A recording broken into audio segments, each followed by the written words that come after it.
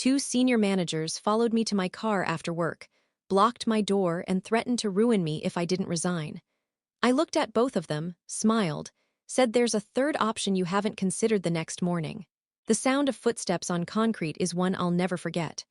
They echoed before I saw them, slow, deliberate, and synchronized.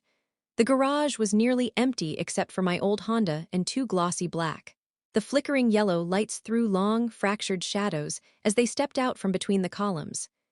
"Evening, Arya," said Colt Sloane, the taller one, blocking my driver's door with that smug half-smile he always wore in meetings. His broad shoulders strained against his custom suit. He'd been a college linebacker before turning into a corporate predator. To my right, Gavin Mercer circled, his polished shoes silent against the concrete. He adjusted his tie and glasses, his movements calm, practiced like a surgeon preparing for a clean cut. "Working late again?" he asked softly. "Such dedication, that's what we've always admired about you." My fingers froze around my car keys. "What's this?" I asked, keeping my voice level. Colt's smile disappeared. "We know what you've been doing." Gavin's voice followed, low and steady. "Talking to the safety committee, reaching out to accounting, even chatting with people who left the company. Busy, busy, Arya." My heart kicked against my ribs. "I'm doing my job." "Your job," Gavin said with that chilling calmness, "is what we tell you it is." Colt leaned in closer, the faint scent of his cologne sharp in the humid air. "You'll resign tomorrow morning. Quietly, we've already drafted the letter. You'll get a nice severance package. Everyone stays happy." "And if I don't?" Colt's smile turned cruel. "Then we make sure you never work again. Your performance record, disciplinary warnings, behavioral notes, all properly documented." Gavin's tone softened, almost kind. "You have your mother's medical bills, your brother's college tuition. Be smart about this." They had dug through my life. My private life. They thought fear would break me, but they'd missed something crucial, something I'd kept hidden for months. I met both of their eyes and said quietly, "There's a third option you haven't thought about yet." For the first time, both men hesitated. Colt's jaw tightened. "No, Arya, there isn't." Then they walked away, their shoes echoing through the concrete tunnel as if the sound itself was mocking me. I sat in my car for 20 minutes, staring at my reflection in the rearview mirror, heart pounding so loud I could barely breathe. 3 years working under those men. 3 years watching them sabotage, manipulate, and climb over anyone who got in their way. I knew their tactics, their patterns, the way they covered their tracks. What they didn't know, what they couldn't know, was that I'd been waiting for this. Before I turned the key in the ignition, I opened my phone and typed a single message. "They made their move tonight. Get ready." Then I hit send. Tomorrow, the real game would start. My name is Arya Vance, 35, senior financial analyst at Helixson Dynamics, a mid-sized tech manufacturing firm based just outside Charlotte, North Carolina. I wasn't supposed to end up here. I used to believe in merit, in hard work paying off, in loyalty meaning something. But Helixson cured me of that illusion. 3 years ago, I joined the company after my father's stroke left my family drowning in medical debt.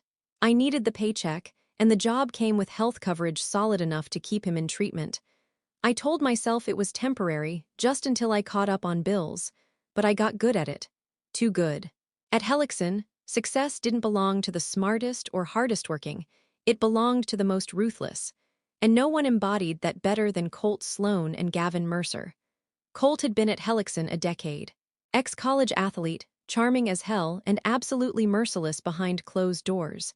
He had a knack for reading people's weaknesses like open books. Gavin was his counterweight, precise, calculating, and utterly detached. Numbers and reports were his weapons, data his shield. He knew how to make any disaster look like a success on paper. Together, they were unstoppable. When they took over project research, the board treated them like saviors. Turnaround experts, they called themselves. What they really were vultures. They'd circle any struggling division, gut safety budgets, inflate savings reports, pocket their bonuses, and move on before the fallout hit. By the time I joined their team, I'd already seen good people quietly disappear. Whistleblowers resigned, departments dissolved overnight, and HR called it restructuring. Everyone knew better. For months, I kept my head down, just a diligent analyst with perfect spreadsheets and no opinions. But when I saw the first doctored maintenance log, when the numbers didn't line up with reality, I felt that deep itch that's both curse and instinct. Something was wrong. Colt once called me too curious for my own good. He was right. It started small. Missing inspection reports, fabricated approval stamps. I brought it up once casually to Gavin. He smiled that cold, polished smile and said, "That's above your clearance level." That night, I went home and began keeping my own notes. Every anomaly, every falsified entry, every conversation. I wasn't sure what I'd do with them yet, but I knew Helixson was rotting from the inside. When the CEO, Edmund Tressler, announced that Project Resurge would revitalize the company through cost reduction, I recognized the danger instantly. Cost cutting in manufacturing means one thing: safety gets sacrificed. And when Colt and Gavin requested me by name to join their special task force, I understood why. They needed someone competent to crunch the numbers and expendable to take the blame. I said yes, because sometimes the only way to expose corruption is to walk straight into it. The first few weeks were a masterclass in corporate manipulation. Colt charmed the board, sold them on efficiency and innovation. Gavin built perfect presentations with impossible projections. My job was to make their numbers look real.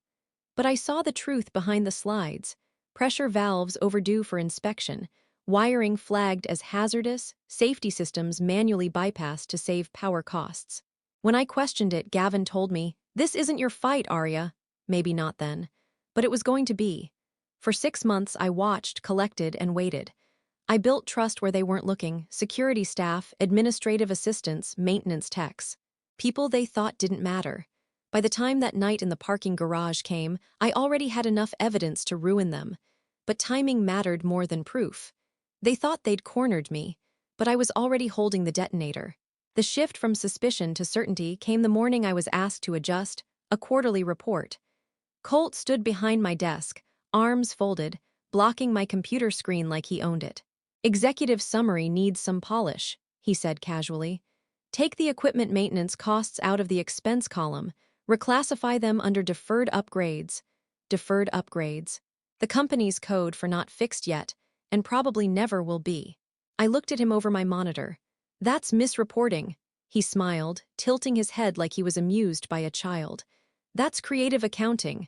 Gavin leaned in the doorway, a cup of coffee in one hand. "Arya, it's all about optics.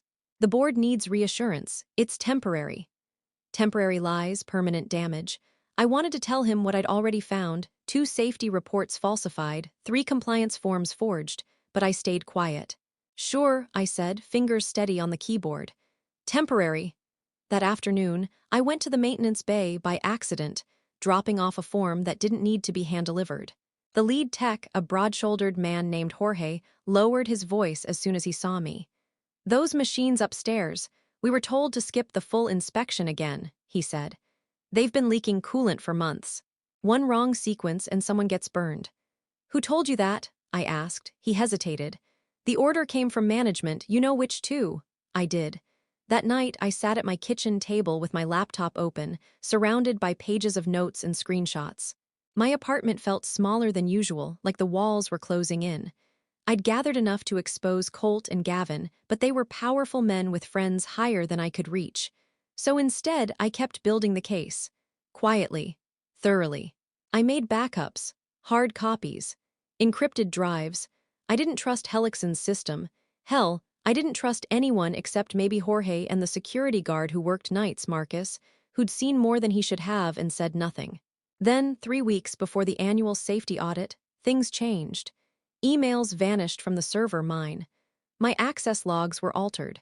I'd been locked out of a database I used daily. When I asked it, they said it was a routine security update. Bullshit. Gavin had started covering his tracks. And then, something worse, a rumor started spreading. People avoided me in the halls. Conversations stopped when I walked by.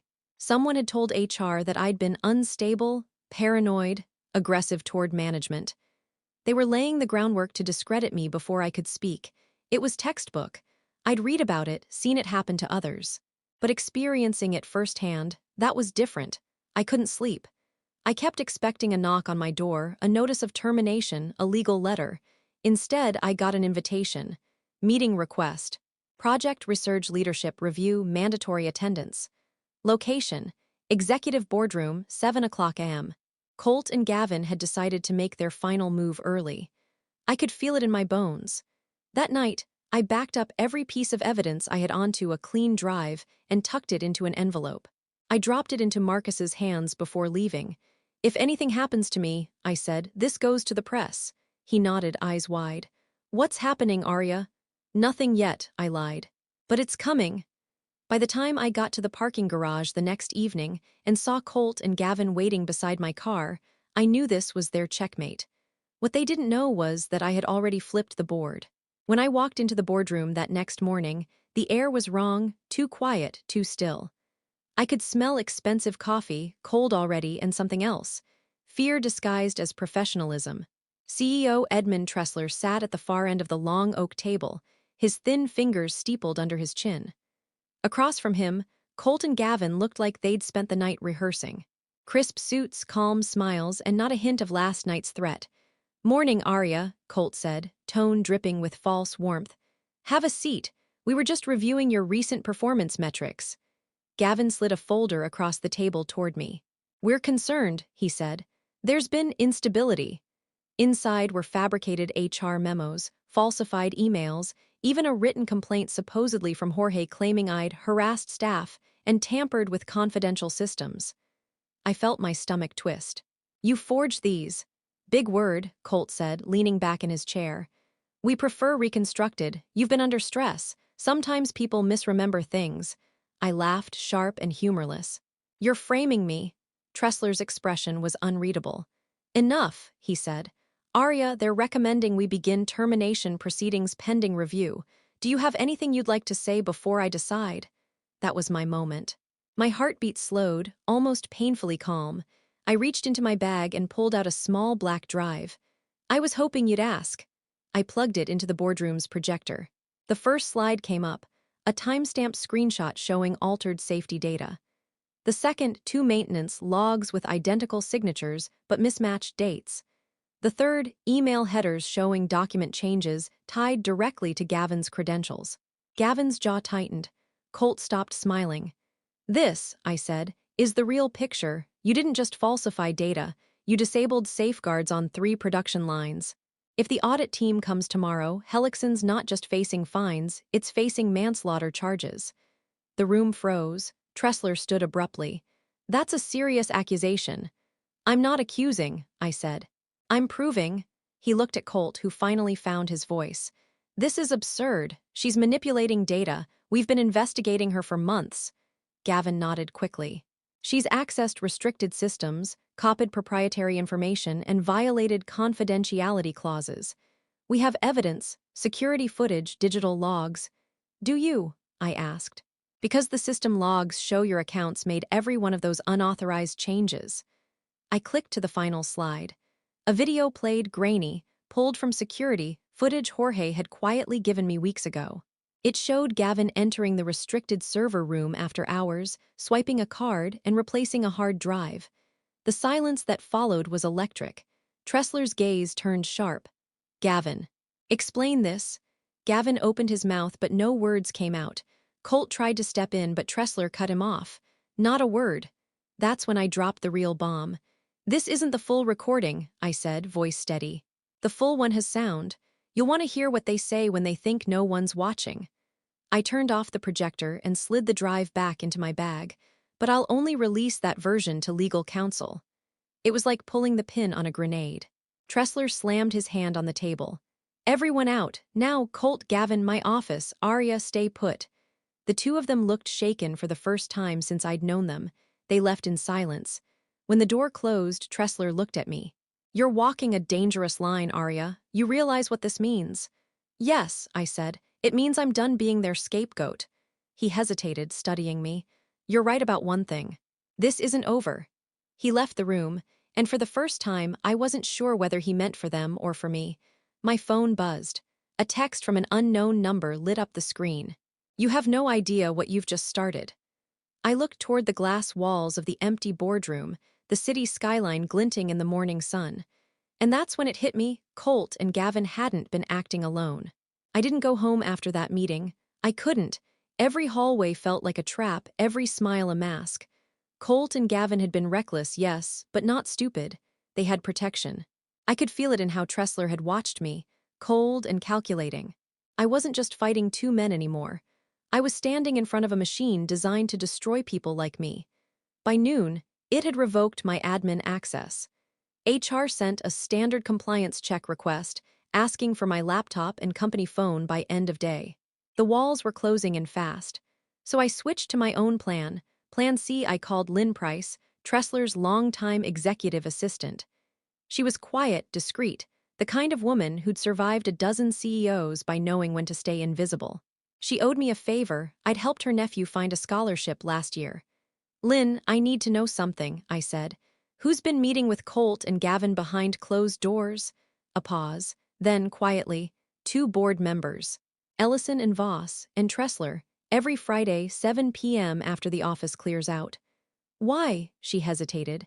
Because project research isn't just about cutting costs. They're moving company funds, offshore accounts. Gavin sets it up. Colt gets the contracts. Tressler signs the approvals. My breath caught. So it's money laundering. Call it what you want, she said. But whatever you do, don't use company Wi-Fi again. They're watching your logins. I closed my laptop and sat in silence, pulse hammering. This wasn't corporate politics anymore, it was criminal. And if I wasn't careful, I'd be next on their list of convenient scapegoats. That night, I drove to a diner outside Charlotte where the staff didn't ask questions and the booths were half broken. Marcus, the security guard, met me there. I slid a flash drive across the table. This has everything, I said. Emails, falsified safety reports, payment trails. If I disappear, send it to every journalist in your contacts list. He frowned. Disappear? Let's hope it doesn't come to that. He nodded, tucking the drive into his jacket. You sure you want to do this alone? I won't be, I said. I have someone on the inside. That was a lie. At least it was then. But the next morning, when I got to the office at 5:30 a.m., someone had slipped a sealed envelope under my door. Inside was a company ID badge, temporary clearance, Level 7, Legal Department. Attached was a single note, written in clean block letters. You don't know me, but I've been watching them too. Check Server 12B. Protocol 9 access key, 4731. No name, no signature, just that. I drove straight to the data center before sunrise. Server 12B was buried deep in Helixson's restricted archive system, accessible only through legal oversight. When I logged in, I found exactly what I hoped for, and more than I was ready to see. Thousands of internal messages, offshore payment confirmations, audio recordings of private board calls, and one folder labeled VOSS Contingency. I clicked it open and froze. Inside were copies of every falsified report, every forged document. But the author metadata didn't point to Colt or Gavin. It pointed to me, Aria Vance. My name, my ID, my digital signature, they'd already rewritten the history. In the company's system, I was the one who had created the entire fraud network. The trap was complete. I stared at the screen, my reflection flickering in the glass like a ghost. They hadn't just set me up to take the fall, they'd done it months ago. Everything since the parking garage had just been the cleanup, except for one thing. That anonymous note. Someone inside knew the truth. Someone wanted me to fight back. I copied everything to a hidden drive, wiped my fingerprints, and slipped out through the loading dock before the day's shift arrived. When I got to my car, there was a man leaning against it, watching me. A gray suit, worn shoes, face too calm for an employee. He said my name before I could even ask. Miss Vance, my name's Eli Rourke. I work with the Attorney General's office. You've got something we need, and if you're smart, you'll give it to me before they make you disappear. At first, I didn't trust him.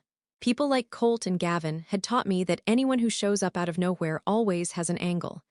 Still, Eli Rourke had that steady, cop-like presence that made you want to believe him. Gray suit, badge clipped inside his jacket, a voice that didn't rush. He slid a small card across my dashboard. White Collar Division, State Attorney General's Office, it read. Real seal, real ID number. You've been investigating Helixson, I said carefully. For 8 months, he replied. But we couldn't get inside. Until now. He knew about Project Resurge, the falsified reports, even the supposed safety upgrades that were never implemented. He knew names Ellison, Voss, Tressler. But when I asked how he knew about me, he hesitated. Someone inside Helixson's legal department flagged your activity, he said. Said you were digging in the right place but running out of time. Who? He didn't answer. If you cooperate, we can protect you. Immunity, maybe even whistleblower compensation. It sounded perfect. Too perfect. I met him that evening at a downtown office. The kind of nondescript government building that looks abandoned after 6 p.m., he locked the door behind us, slid a tablet across the table, and asked me to upload everything I'd gathered. You'll be safe once this hits our servers, he said. They can't touch you, I hesitated. And what about the files they forged under my name? That's part of what we'll investigate. But I'll need full access to your backup drives. Every instinct screamed at me to walk away, but I wanted out. I wanted it over. So I connected my encrypted drive and hit upload. As soon as the progress bar reached 100%, Eli's tablet pinged, and then I noticed something. The emblem on his badge wasn't embossed. It was printed. The ID number didn't match the format I'd seen before. The nameplate on the desk read E. Rourke, Compliance Consultant, not State Attorney General. My throat tightened. You're not with the AG's office. He smiled faintly, closing the tablet. No, I'm not. The door behind him opened. Gavin Mercer walked in. I froze. Hello, Arya, Gavin said softly, almost kind. You've been busy. Eli, if that was even his real name, stood up, slid the tablet into a leather bag, and handed it to Gavin. Everything's on there, he said. Full data pull, her notes, her audio files, the backups. It felt like the floor dropped out from under me. You set me up, I whispered. Gavin gave a small shrug. You're not the first. I lunged for the door, but Eli stepped in front of me. Careful, he said, lowering his voice. They don't need you alive for this part. Colt appeared next, his presence filling the doorway like a wall. Don't make this ugly, Arya, he said. The company wants closure. We can make that happen quietly. Closure, I spat. You mean silence, he smirked. Same thing, my mind raced. I'd backed up everything, but the version Marcus had was missing half the new evidence. If they deleted what I had here, all of it would be gone. Everything I'd worked for, everything I'd risked. Where's Tressler? I asked. Does he even know you're doing this? Colt laughed. Oh, sweetheart, Tressler planned this. We were just following his playbook. The name hit like a slap. The quiet, aging CEO who everyone thought was detached and harmless. He'd been behind it from the start. And then Gavin leaned forward, lowering his voice. You really thought this was about safety reports? About bonuses? His eyes were calm, almost sympathetic. This is about something much bigger. He stepped closer, whispering, Helixson's not losing money, Arya, it's hiding it. Before I could react, the lights flickered, and a loud knock hit the door. State Investigative Division, a voice shouted. Open the door. Eli's face drained of color. Colt cursed. Gavin snatched the tablet, but before he could move, the door burst open. 2 agents stormed in, badges out. Hands up. Step away from her. Chaos exploded, papers flying, shouts overlapping. Gavin bolted for the back exit. Colt shoved an agent. Eli froze, muttering something I couldn't hear before the agents pinned him to the wall. One of the officers grabbed me by the arm. Arya Vance? Yes, I breathed.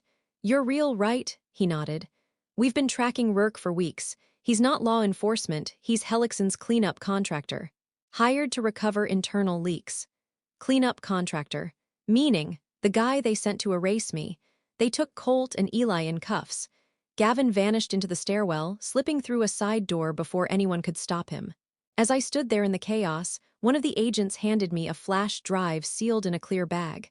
We found this in Rourke's car, she said. Looks like a copy of everything he took from you.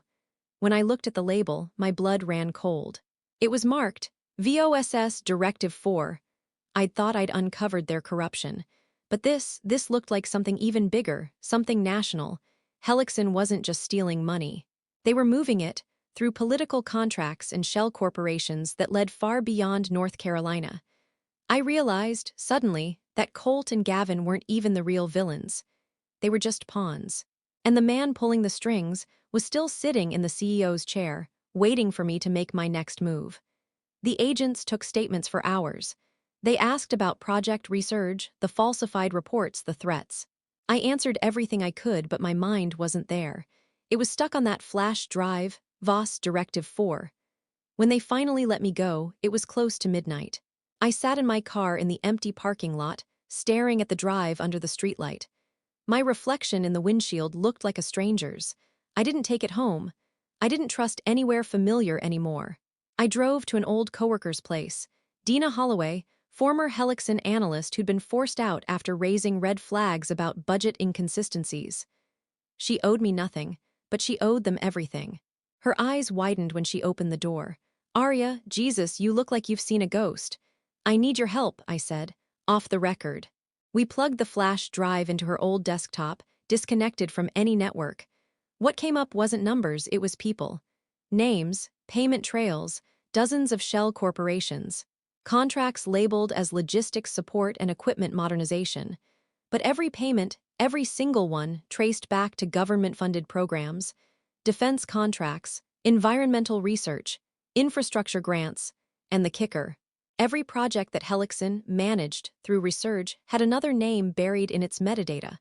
Voss Strategies, a consulting firm owned by board member Graham Voss. Only the transactions didn't end with him. They kept flowing to PACs, to political candidates, to private accounts overseas. They weren't just laundering company money. They were laundering public money, redirecting federal funds through fake corporate expenses and funneling it into campaigns. Dina sat back slowly. "My God, this isn't fraud, Arya. This is racketeering." I stared at the screen, my stomach turning. And they used Project Resurge to hide it. The fake safety savings, the cost cuts, it was all cover. She scrolled further. "Here, look at this, Directive 4. The document was short, barely a page, but it hit like a hammer. Any employee showing evidence of internal auditing or data extraction is to be discredited, isolated, or removed. Records will be amended under the assigned scapegoat ID. Current ID in use, A. Vance. There it was. In black and white, my name listed under a standing internal order. They hadn't just decided to frame me after I started digging. They'd selected me for it months earlier. "Why me?" I whispered. Dina looked over at me. "Because you were perfect, smart enough to make their lies believable, quiet enough that no one would notice when you disappeared." I felt my throat close.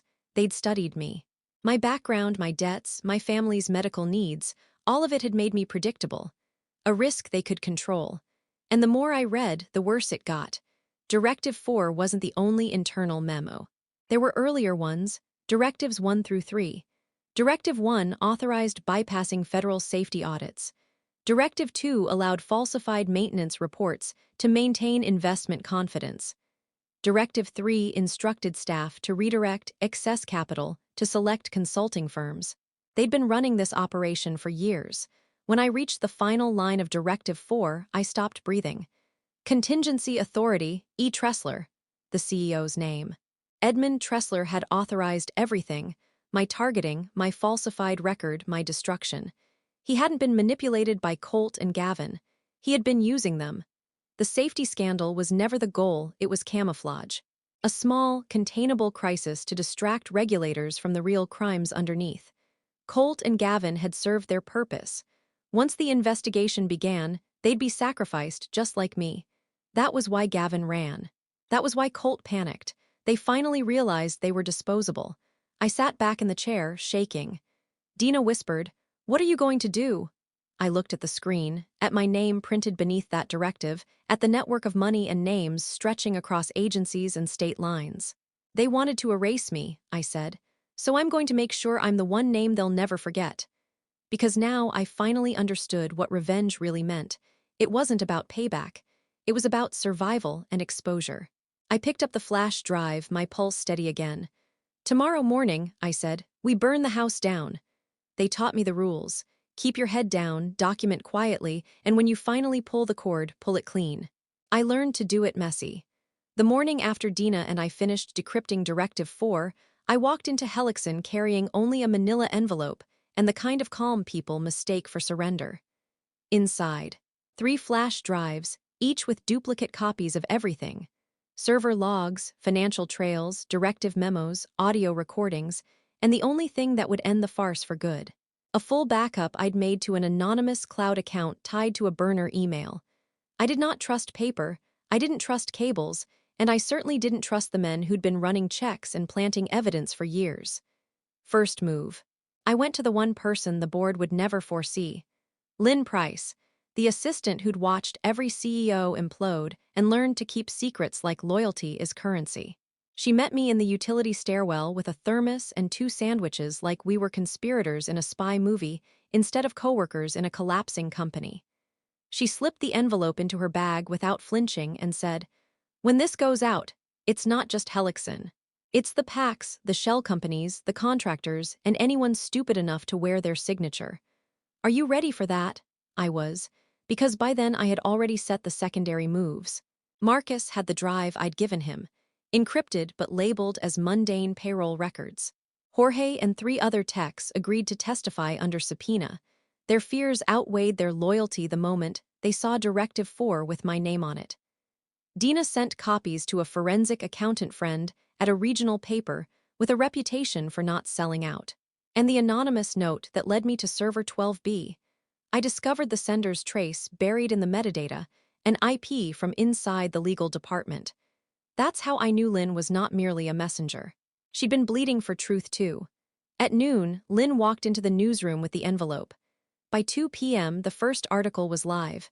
By 5 p.m., the state ag's office, real this time, not a fake cleanup contractor, called.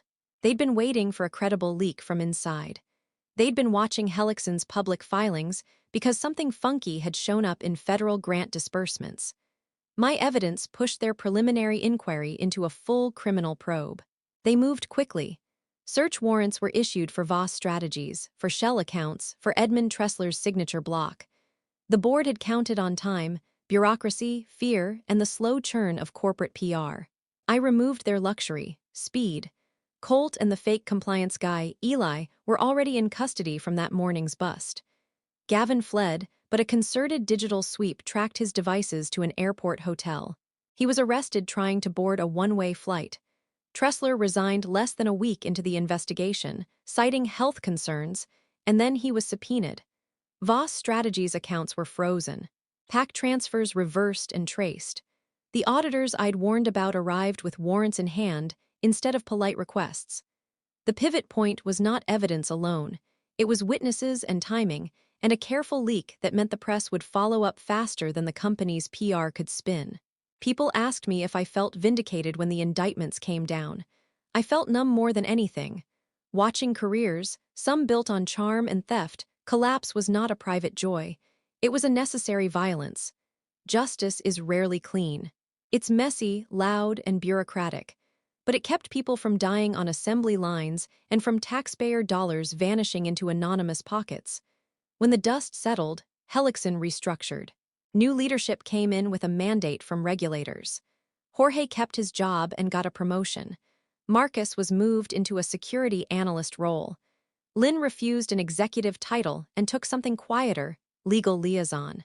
Dina got a freelance contract to audit other firms.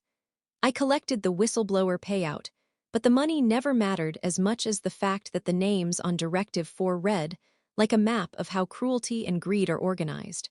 I started a new job 2 months later, smaller company, strict compliance, good benefits. I still check on my mother. I still drive a Honda. I sleep deeper most nights. Sometimes I think about revenge as a verb, action taken in the low light, hands steady. But in the end, my revenge wasn't theatrical. It was paperwork, patience, and a refusal to disappear on someone else's timeline.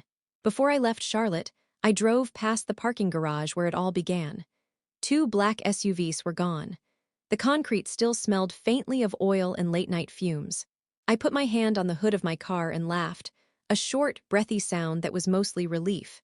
If they wanted me gone, they picked the wrong girl to erase. I can be small and careful, and I can burn a house down with a single, well-placed match. And on bad days, I still hear the echo of their footsteps on concrete. Only now it reminds me of how loud evidence can be when it finally speaks. Kicker, I didn't just survive their plan, I made it their obituary.